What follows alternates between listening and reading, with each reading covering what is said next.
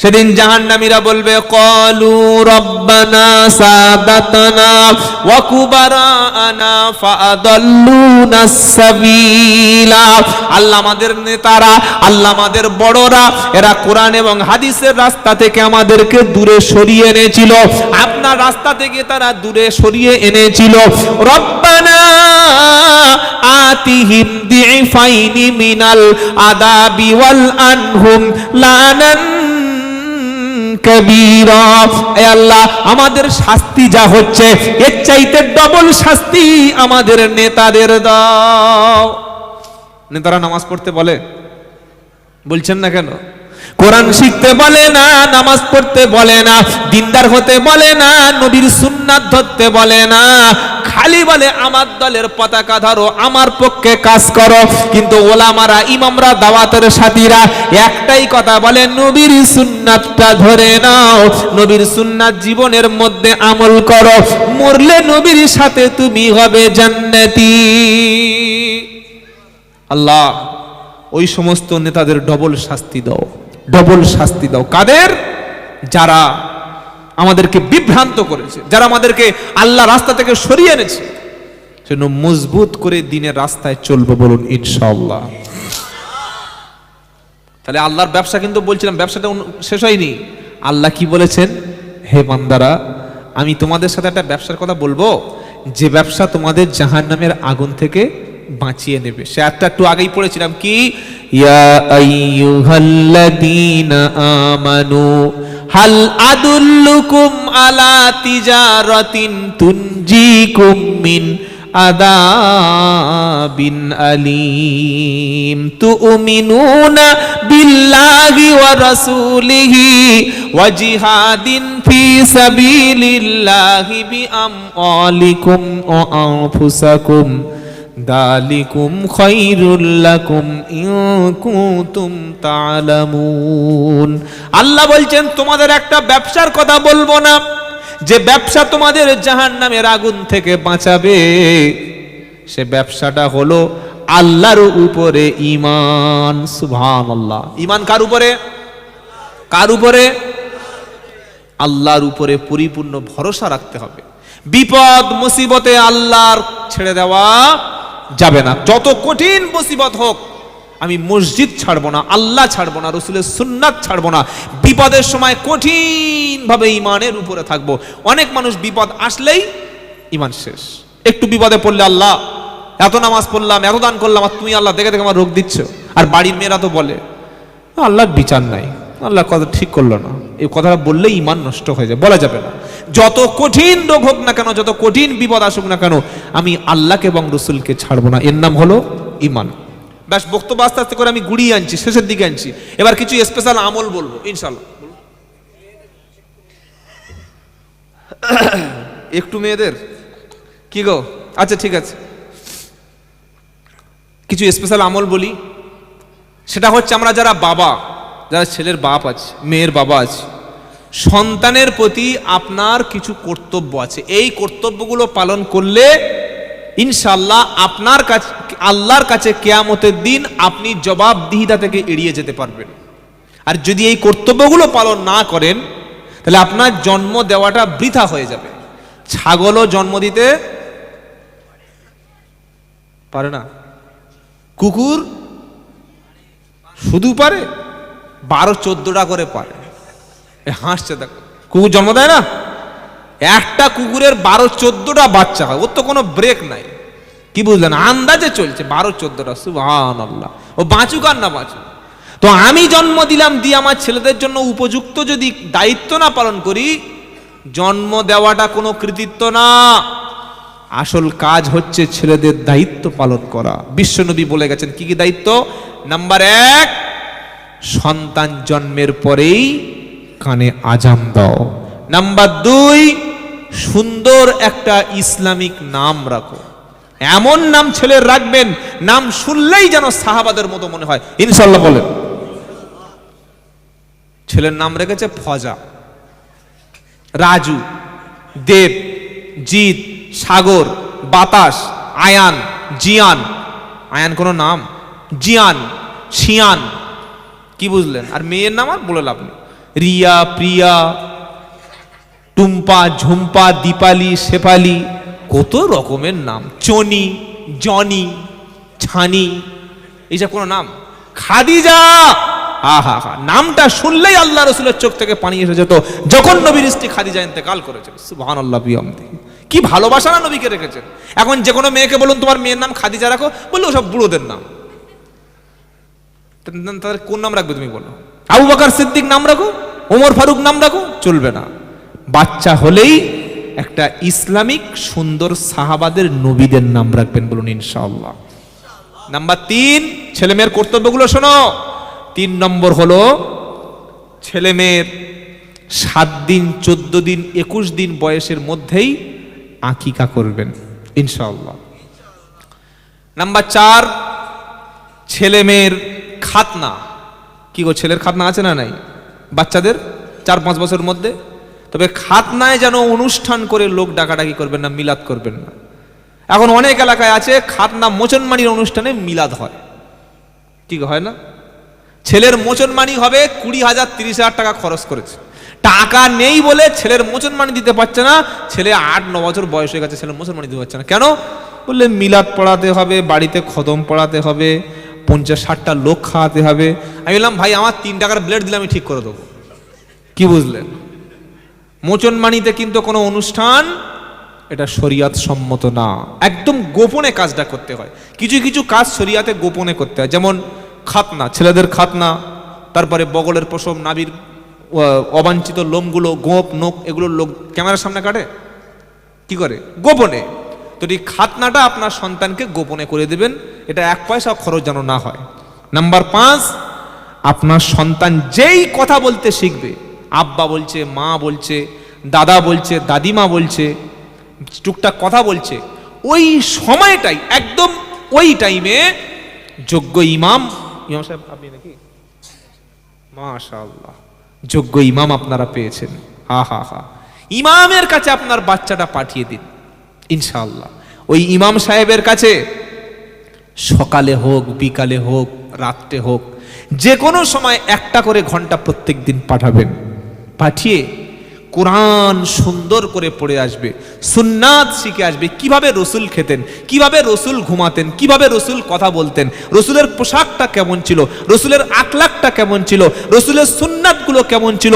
আপনার ওই ছেলেটা 5 বছর, 6 বছর, 4 বছর যেই কথা বলতে শিখছে, ওই বাচ্চাটাকে 3-4 মাস মক্তবে দিন, ইনশাআল্লাহ একটা জুনিয়র আলেম হয়ে বাড়ি চলে আসবে, বলুন সুবহানাল্লাহ। এটা করুন না, এই কাজগুলি করলে তোমরা জান্নাত পাবে। ও জাহান্নামীরা, এগুলো আল্লাহ আমাদের ওয়াদা দিয়েছিল, আমরা ওয়াদা অনুযায়ী জান্নাত পেয়ে গেছি, আর তোমরা তোমাদের কথা মতো আল্লাহর হুকুম মতো চলোনি, তাই জাহান্নামে পড়ে গেছো। এখন বলো আল্লাহর ওয়াদাটা হিসাবে সত্য পেয়েছো কিনা? প্রচুর মানুষ আছে যারা মুসলমানের ঘরের ছেলে, কিন্তু জাহান্নামের আযাব শুনে ডরায় না। মরে গেলে জাহাজ দেখে নেবো, কি গো? হ্যাঁ বলে, মরে গেলে দেখা যাবে, কবরে আর কি ও দেখে নেবো। ইমাম সাহেব ধরে ধরে বলে দিচ্ছে, কোরআন থেকে খুলে আলোচনা হচ্ছে, চা খাচ্ছে, বিড়ি খাচ্ছে, বলছে ও দেখে নেবো, কি হবে যা তো, সব খালি আলেমদের বাড়াবাড়ি কথা, যা দেখে নেবো। মরে গেলে লাশ মাটিতে পচে যাবে, খসে যাবে, কোনো দাম থাকবে? দেখে নেবো। আল্লাহু আকবার। আল্লাহ সেদিন বলবে, জান্নাতীরা বলবে, বলো আল্লাহ যে প্রতিশ্রুতি দিয়েছিল জান্নাত, সেই জান্নাত আমরা পেয়ে গেছি, আল্লাহর ওয়াদা পেয়ে গেছি। আল্লাহ তোমাদের সঙ্গে যে জাহান্নামের প্রতিশ্রুতি দিয়েছিল, তোমরা তো দুনিয়ায় বলতে জাহান্নাম বলতে কিছু সব বাজে বানোয়াট কথা বলতো, খালি মৌলবীদের ভয়ে নামাজ পড়ো, রোজা করো, কোরআন পড়ো, দাড়ি রাখো, পর্দা করো, ওসব কথা মানা যায়? স্বাধীনভাবে চল। জন বয়সে যদি না মাল খাবি, এই বয়সে হারাম উপার্জন করবি, এই বয়সে জেনা করবি, এনজয় করবি, তাস খেলবি, ক্রামট, এই বয়সটা তো এনজয়ের বয়স। কি গো, বলে না বলে না? আজকে আল্লাহর ওয়াদা তোমরা পেয়ে গেছো, সত্যি জাহান্নাম পেয়েছো তো? তখন জাহান্নামীরা কি বলবে? ক্বালু নাআম, হ্যাঁ পেয়েছি ভাই, সত্যি পেয়েছি। এবার একজন ঘোষণাকারী, অ্যানাউন্সার, ফাআদ্দানা মুআদ্দিনুম বাইনাহুম আল্লানাতুল্লাহি আলাল যালিমিন। এবার একজন ঘোষণাকারী, ঘোষক, মুয়াজ্জিন, এখানে মুয়াজ্জিন শব্দ আছে কোরআনে। মুয়াজ্জিন মানে কি? মুয়াদ্দিনুম মানে যিনি অ্যানাউন্সার, যিনি অ্যানাউন্সমেন্ট করেন, যিনি ঘোষণা দেন, যিনি মানুষকে ঘোষণা দেন। এই যে মসজিদে যিনি আজান দেন, উনি কি নিজের মতো আজান দেন? আল্লাহর কথা অনুযায়ী। আল্লাহর পবিত্র নামের উচ্চারণটা, শব্দটা, বাক্যটা তিনি মানুষকে শুনিয়ে দেন। তিনি যেটা দেন তার নাম আজান। আজান যিনি দেন তার নাম মুয়াদ্দিন। আজান মানে কি? আল্লাহর দিকে বান্দাকে আহ্বান করা। যিনি আহ্বান করেন তার নাম কি? মুয়াদ্দিন। আল্লাহ পাক সেই কথা বলছে, ফাআদ্দানা মুআদ্দিনুম বাইনাহুম। তখন জান্নাত এবং জাহান্নামের মাঝখানে একজন ঘোষণাকারী ঘোষণা করে দেবে। সে বলবে, আল্লানাতুল্লাহি আলাল যালিমিন। আল্লাহর লানত, অভিসম্পাদ আল্লাহর জালিম ব্যক্তিদের উপরে। আহা, সেদিন ঘোষণা করে দেবে যে জান্নাত জান্নাতীবাসীরা চলে গেছে, জাহান্নামে জাহান্নামীরা চলে গেছে। এখন যারা গেছে এদের কারণটা কি? কারণটা শুনবেন। এবার আল্লাহ বলছে, আল্লাযীনা ইয়াসুদ্দুনা আন সাবিলিল্লাহি, আল্লাযীনা ইয়াসুদ্দুনা আন সাবিলিল্লাহি ওয়া ইয়াবগুনাহা ইওয়াজা ওয়া হুম বিল আখিরাতি কাফিরুন। যারা আল্লাহর রাস্তায় মানুষকে বাধা দিত, আল্লাহর রাস্তায় মানুষকে বাধা দিত, দিনের পথে মানুষকে বাধা দেওয়া সবচাইতে বড় অপরাধ। যারা মানুষকে কোরআন শিখতে বাধা দিত, মানুষকে ভালো হতে বাধা দিত, ইসলামের রাস্তায় মানুষ আসতে তার মাঝখানে বাধা দিত, আর বক্রতা, এই রাস্তার মধ্যে বিভিন্ন রকম বক্রতা সৃষ্টি করে দিত, এবং আখিরাতকে যারা অস্বীকার করেছিল, আখিরাতকে ভুলেই গিয়েছিল, এই ব্যক্তিদের ঠিকানা কোথায়? জাহান্নাম। ঠিকানা কোথায়? জাহান্নাম। এইবার জাহান্নামে যখন মানুষ চলে গেছে, দুনিয়া ভালো কাজ করতে পারেনি, ও ভেবেছিল কালকের করব। কি গো?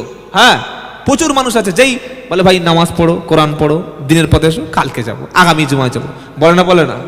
হ্যাঁ, বলতে বলতে বলতে বলতে মরণ এসে গেল, কালকের করব। কালকের বলতে বলতে আর জীবনে কখনো ওর ভালো হওয়ার সুযোগ আসেনি। এই ব্যক্তি যখন জাহান্নামে গেছে, দেখছে কোনো ভালো কাজের সুযোগ আসেনি, কিয়ামতের দিন তখন আফসোস করবে। কি বলবে? ইয়াকুলুনা ইয়া ওয়াইলাতানা ইয়া লাইতানা আতা'আনা আল্লাহ ওয়া আতা'আনার রাসূলা ওয়া ক্বালু রাব্বানা ইন্না আতা'আনা সাদাতানা ওয়া কুবারানা ফাআদাল্লুনাস সাবিলা রব্বানা আতিহিম দি'ফাইনি মিনাল আযাবি ওয়াল আনহুম লানান কাবীরা। 22 পারা সূরা আহজাবের 21 পারার শেষে 66, 67, 68 নম্বর আয়াত। কি শুনছেন আপনারা? জাহান্নামীরা, কাফেররা আফসোস করে খালি দুটো কথা বলবে। কি? ইয়া লাইতানা, আফসোস, আহা হায় আফসোস, আতা'আনা আল্লাহ ওয়া আতা'আনার রাসূলা। খালি বলবে কেন আল্লাহ আর রাসূলের কথা মেনে নিলাম না? এক আল্লাহর, দুই আল্লাহ রাসূল। আহা, কেন আল্লাহ এবং রাসূলের কথা মানলাম না? শুধু এই কথাটা বলবে, আতা'আনা আল্লাহ ওয়া আতা'আনার রাসূলা। আজকের ইসলাম অনুযায়ী চলতে কষ্ট লাগে, কোরআন সুন্নাহ অনুযায়ী চলতে সব ঠিক না, ভালো নয়, কত রকমের অজুহাত। ঠান্ডা পানিতে অজু করবে, কষ্ট হয়। ফজরের সময় মসজিদে যেতে একটু কষ্ট লাগে। কিন্তু যদি একটা কাজ থাকে, আপনাদের স্টেশন কাছাকাছি কোথায় আছে বাবা? এখান থেকে কতক্ষণের রাস্তা? ধরুন 10-20 কিলোমিটার। তো যদি আপনার কালকের কলকাতায় সকাল 6টায় একটা কাজ আছে, যে কাজটা করলে 30,000 টাকা লাভ হবে, যে কাজটার জন্য আপনি ফার্স্ট ট্রেন ধরবেন না? ধরবেন না? ধরবেন তো? ট্রেন আসার আগে যাবেন না ট্রেন চলে গেলে যাবে? ট্রেন চলে গেলে, তাই তো? ট্রেনের আগে কতক্ষণ আগে, অন্তত 15 মিনিট আগে টিকিট কেটে এরকম দাঁড়িয়ে আছে প্ল্যাটফর্মে, ট্রেন আসবে মালটা ঠেলে উঠে পড়বে। কি বুঝলেন? ট্রেনে উঠে বলে মাল রেডি হয়ে বসে আস। আর ফজরে আজান হয় জামাতের আগে, আজান হচ্ছে মানে উঠে পড়ো চলে এসো, তোমাকে সিগন্যাল দিয়ে দিয়েছে। তুমি জান্নাতের ট্রেনে ওঠার জন্য আগে উঠতে পারলে না। বাবাজিরা, আল্লাহ ভাইরা, ঈমান কতটুকু কমজোর হয়ে আছে একটু ভেবে দেখবেন। সেদিন জাহান্নামীরা বলবে, আতানাল্লাহ ওয়া আতানার রাসূলা, যদি আল্লাহ এবং রাসূলের আনুগত্য করতাম তাহলে এমন কঠিন শাস্তি হতো না। তারা আরো বলবে, ওয়াকালু রব্বানা ইন্না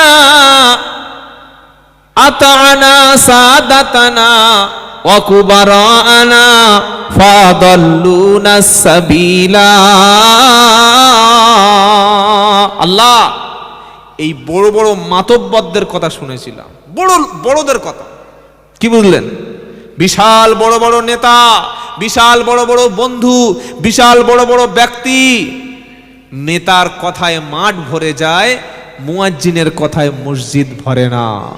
আফসোস না? কি গো, কালকের একটা নেতা ডাক দিক না কলকাতা ধর্মতলায়, ও সর্বনাশ, বাস গাড়ি মেটাডোর 407 করে ঝুলে যাবে, ইনকিলাব জিন্দাবাদ, ইনকিলাব জিন্দাবাদ, ঝুলে যাবে। নেতার ডাকে মাঠ ভরে গেল, মুয়াজ্জিনের ডাকে মসজিদটা ফাঁকা পড়ে রইল। সিনেমা হলে টিকিট কাটতে হয়, সেখানে জায়গা পাওয়া যায় না। খেলার মাঠে টিকিট কাটতে হয়, সেখানে জায়গা পাওয়া যায় না। এই আমাদের যে কলকাতা যে আপনার খেলার মাঠ রয়েছে, ইডেন গার্ডেন, জানেন তো, গত বছর একটা খেলা পড়লো ভারতের সঙ্গে, মনে হয় অস্ট্রেলিয়া না কোন একটা দলের হবে, একটা টিকিট ব্ল্যাকে বিক্রি হচ্ছে 20-30 হাজার টাকা। হ্যাঁ, আমাদের ছেলেরা, এলাকার ছেলেরা গিয়েছিল, বলে হুজুর টিকিট পাওয়া যায় না, 20-30 হাজার টাকা দিয়ে টিকিট খেলছে। কতক্ষণ খেলাটা দেখবে বলে? 4 ঘন্টা 6 ঘন্টা। ওতে কি লাভ আছে আপনার? খালি একটু মজা। আমি ওই দলের সাপোর্ট করি, তাই তো, ওই দলের সাপোর্ট করি, ওই দলটা জেতাতে হবে, ওই দলের জন্য জার্সি কিনেছি, কেন না? আরে হ্যাঁ না বলুন না। আবার যে দলের খেলা হবে, সেই দলের যেদিন খেলা পড়বে, সেদিন ওর ঘরের মাথায়, ওর ক্লাবের মাথায়, ওর ঘরের ছাদের মাথায় ও সেই দেশের লজ্জা আছে, শরম আছে, ঈমান আছে? কোনোদিন কলেমার পতাকা তোমার ঘরে তুমি তুলতে পারো নাই, কখনো রসুলের পতাকা তোমার হাতে তুমি তুলতে পারো নাই, কখনো ইসলামের পতাকা তোমার হাতে তুমি তুলতে পারো নাই। কবে জুমার দিন তুমি জানো না, কবে সবে কদর রাত সেদিন তুমি খুঁজতে করতে পারো নাই, কবে তোমার জীবনের গুনাহটা মাফ হবে সেটা তুমি ঠিক করতে পারো নাই। সেই দেশে খেলা হবে, ও হারামখোর বড় 20 ফুট পতাকা ঘরে টাঙিয়ে রেখে দিয়ে। আর এই যে কদিন পরে আসছে পয়লা কি, পয়লা জানুয়ারি, পয়লা কি বলুন, পয়লা জানুয়ার যেদিন হবে, সেদিন আমাদের ছোট ছোট জানোয়ারগুলো কি গো, ফিস্টি, আহা, খাওয়া কারে বলে। আর ওই রকম এসব তো ছোট ছোট ছানা বক্স, সেদিন আসবে 2 পিয়ার 3 পিয়ার JBL বক্স, আওয়াজ কাজে পড়ে, ফাটিয়ে দেবে ডিজে। আহা, ওই বক্স এনে বড় বড় গাড়ি করে পাড়ার বড় বড় মেয়েদের নিয়ে 14-15টা ইঁড়ে গরু চলে গেছে বকখালি। কি গরু বলো? আরে যেগুলো মদ্য গরু, ওগুলো আপনাদের এখানে কি বলে? গরু বলে না? হ্যাঁ, ওই সাইজের গরু সব চলে গেছে। আর আমাদের বাড়ির মেয়েরা কেউ নিষেধ করে না। ছি ছি ছি ছি। ইমাম সাহেব বলছে, বাবা পয়লা জানুয়ারি পালন করতে নাই। বলে ইমাম সাহেব আগেকার লোকের কথা শোনে? জানুয়ারি মাসের 1 তারিখে আমাদের ছেলেরা একটু হ্যাপি নিউ ইয়ার জানাবে। কি গো, আর কি করবে? একটু গান বাজনা করবে, একটু বক্সে করবে। এই মূল সাহেবদের সহ্য হয় না, ওরা মৌলবীরা লোকের ভালো দেখতে পারে না, বলছে। এবার 1 জানুয়ারি মেয়েটা গেল, 14টা ছেলে 15টা মেয়ে বাসে গাড়িতে কোথায় গেছে? বকখালি। ওখানে গিয়ে জাইয়া পরে সমুদ্রে ঝাম মারছে আর মাল খাচ্ছে। রাত 8টা বেজে যাচ্ছে, ফোন করছে, মেয়ে ফোন তোলে না। 9টা বেজে যাচ্ছে, ফোন তোলে না। 10টার সময় ফোন বন্ধ। তো বলি কি হলো? 11টার সময় ছেলেরা ক্লাবে এসে নেমেছে। আপনাদের পাড়া থেকে পার্টি বার হয় না? এ পাড়া থেকে কেউ বেড়াতে যায় না 1 জানুয়ারি? তারা তো সব আল্লাহর ওলি বাস করেন আপনারা, কি বুঝলেন? তো ওই বক্স টক্স গান টান বাজে না তো? মাশাআল্লাহ, এরকম ইমাম দরকার। ইমাম চাঙ্গা না হলে হয় কি গো বাবাজিরা?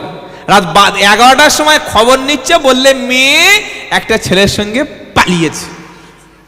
যখন পালিয়েছে মেয়ের মা বলছে আলহামদুলিল্লাহ 2 লাখ টাকা বেঁচে গেছে। কি বুঝলো এই বাবাজিরা? তার উদ্দেশ্যটা কি ছিল? এই যদি উদ্দেশ্য হয় তাহলে কি হবে বলুন? সেজন্য ভাইয়েরা, 1 জানুয়ারির সাথে 25শে ডিসেম্বরের সাথে যত রকমের IPL খেলা, যত রকমের অনলাইন গেম, এইগুলো তোমার ঈমান নষ্ট করবে, তোমাকে কোরআন থেকে, দিন থেকে, ইসলামকে দূরে সরিয়ে দেবে। তাই মুসলিম মহল্লায় এগুলো যেন না হয়। যোগ্য ইমাম পেয়েছেন। আর যে বাচ্চারা মক্তবে যে পড়ে, বাচ্চারা তো কোরআন শিখছে। আমরা যারা বয়স্ক মানুষ, অনেকে বয়স 40, 45, 50, 60, তারা ভাবছে আমার দ্বারায় আর হয়তো শিক্ষা হবে না, তারা ছেড়ে দিয়েছে। কিন্তু না, আল্লাহ বলছেন ওয়ালাকাদ ইয়াসসারনাল কুরআনা লিযিকির, আমি আল্লাহ কোরআনকে সহজ করে দিয়েছি। কোরআন শেখা, কোরআন পড়া সহজ। ফাহাল মিন মুদ্দাকির, কে আছো এসো, কোরআন থেকে শিক্ষা নেবে, কোরআন থেকে শিক্ষা গ্রহণ করবে। তাই বয়স্ক যারা আছেন, বয়স অনেক হয়ে গেছে, আশা ছাড়বেন না, আশা ছাড়বেন না। আমি যদি চেষ্টা করি, আল্লাহ রাস্তায় যদি একটু বার হই, 4 মাসের জন্য সময় দিই, 40 দিনের জন্য যদি সময় দিই, মাসে 3 দিন করে আল্লাহ রাস্তায় যদি বার হয়ে পড়ি, ইনশাল্লাহ কত মানুষ আছে কোরআন শিখে এসে এখন তারা মসজিদে ইমামের জায়গায় ইমামতি পর্যন্ত করছে। জোরে বলুন সুবহানাল্লাহ। সারা জীবন শেখার সুযোগ আছে। কে বলেছে শেখার সুযোগ নেই? চেষ্টা করলে অনেক কিছু করতে পারি, অনেক কিছু হওয়া যাবে।